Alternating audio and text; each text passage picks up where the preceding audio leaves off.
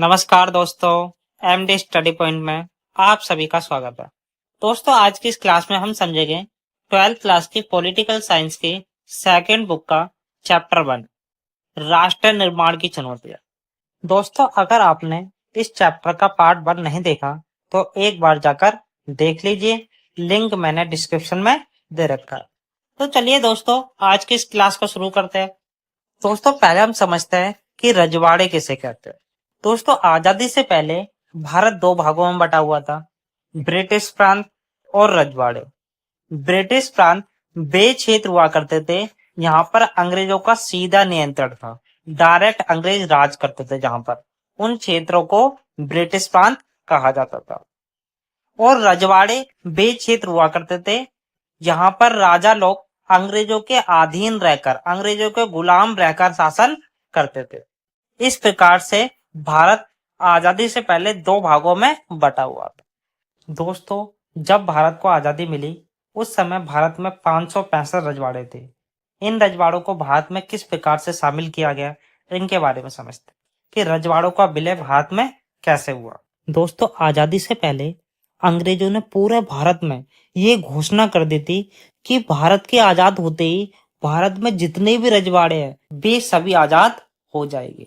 और आजाद होने के बाद वे चाहे भारत में शामिल हो या पाकिस्तान में शामिल हो या वे अपने आप को एक स्वतंत्र रियासत बनाए, एक स्वतंत्र देश बनाए। ये फैसला अंग्रेजों ने जनता को ना देकर रजवाड़ों के राजाओं को दिया था।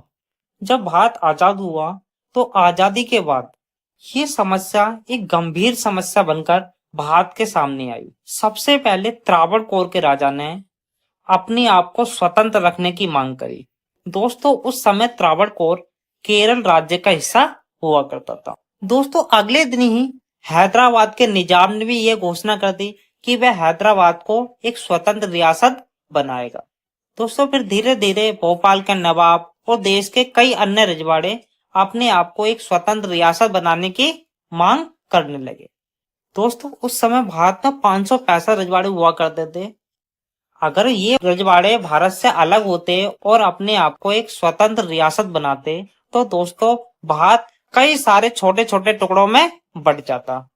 दोस्तों, क्या हुआ, भारत सरकार ने इन रजवाड़ों को भारत में शामिल करने के लिए कई बार कड़ा रूप अपनाया, कई बार सख्ताई की, सैनिक बल का प्रयोग करा, लेकिन ज्यादातर रजवाड़े भारत में अपने आप ही शामिल हो गए थे।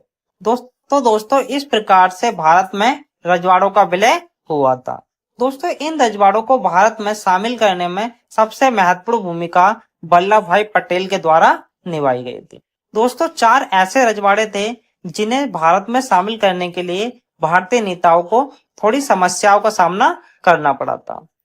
ये रजवाड़े थे जूनागढ़, मणिपुर, कश्मीर और हैदराबाद। दोस्तों, कश्मीर के बारे में हम 8th चैप्टर में पढ़ेंगे।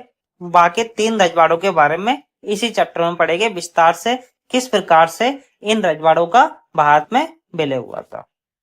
दोस्तों, अब हम समझते हैं कि हैदराबाद का भारत में विलय कैसे हुआ। दोस्तों, हैदराबाद चारों तरफ से भारतीय भूभाग से घिरा हुआ एक देसी रजवाड़ा था जिसके शासक का नाम निजाम था और निजाम की गिनती दुनिया के पैसे वाले लोगों में की जाती थी। दोस्तों, निजाम हैदराबाद को एक स्वतंत्र रियासत बनाना चाहता था, एक अलग देश बनाना चाहता था। वह भारत में शामिल नहीं होना चाहता था। इसके लिए उसने भारत सरकार के साथ 1 साल के लिए एक समझौता किया। ये समझौता नवंबर 1947 में किया गया। इस समझौते के तहत कहा गया कि भारत सरकार 1 साल तक हैदराबाद में हस्तक्षेप नहीं करेगी। दोस्तों, इसी समझौते के दौरान तेलंगाना के किसानों ने हैदराबाद के शासक निजाम के खिलाफ बड़े पैमाने पर आंदोलन करना शुरू कर दिया। दोस्तों, इस आंदोलन में महिलाओं ने भी बढ़ चढ़कर हिस्सा लिया था, क्योंकि निजाम के शासन के दौरान सबसे ज्यादा अत्याचार महिलाओं पर ही किया गया था। दोस्तों, इस आंदोलन को दबाने के लिए निजाम ने एक सैनिक बल तैयार करा जिसे रजाकार कहा गया। दोस्तों, रजाकार 1 नंबर के कट्टर और क्रूर लोग थे। इन्होंने क्या किया, आंदोलन में जाकर गैर मुस्लिम लोगों को मारा, जो मुसलमान नहीं थे उन लोगों को मारा और महिलाओं पे अत्याचार किया, महिलाओं की इज्जत वगैरह लूटी और उन पे बहुत ज्यादा अत्याचार किया गया। तो इस कारण 1947 के सितंबर में भारत सरकार ने अपनी सेना हैदराबाद भेज दी। भारत की सेना हैदराबाद पहुंची और रजाकार और भारत की सेना के बीच में कई दिनों तक रुक रुक के युद्ध चला और आखिरकार भारत की सेना जीत गई और रजाकार हार गए। रजाकारों के हारते ही हैदराबाद के शासक निजाम ने घुटने टेक दिए और इसके साथ ही हैदराबाद का भारत में विलय हो गया।